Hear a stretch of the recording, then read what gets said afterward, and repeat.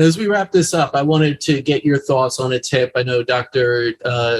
James D. Antonio, we both know, talked about this, and I went into it, this extremity cooling and cooling like, ice water or even ice in the palms, cooling that, or on the feet or even back of the neck sort of thing.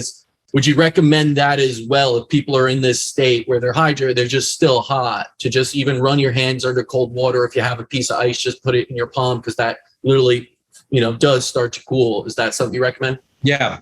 I mean, that's a great idea because, the majority of your blood, like I said, it goes into the periphery, goes into the arms, the legs, the skin to cool off. And so you're getting more circulation in those extremities, or you have more access to your blood to cool your blood in those areas. So the back of the neck, hands, the feet is a really great idea to, just use cool compresses, use cool water to cool off those areas. The wrists are a great way to access a large amount of blood. The ankles, the wrists, the back of the neck are great ways to areas we can focus on cooling the majority of the blood. So I think that's a great idea.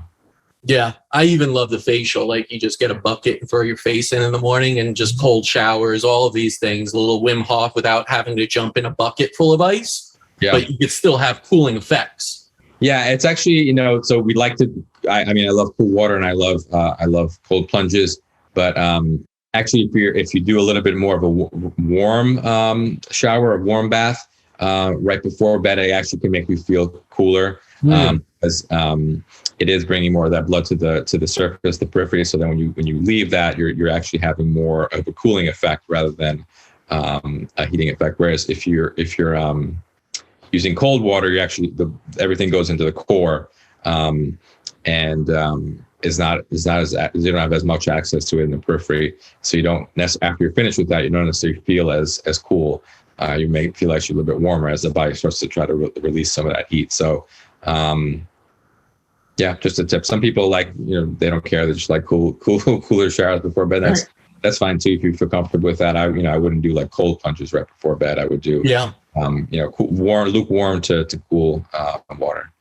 No, that's a good tip, because you'll start to feel that coolness then afterwards, which is what you're really going for.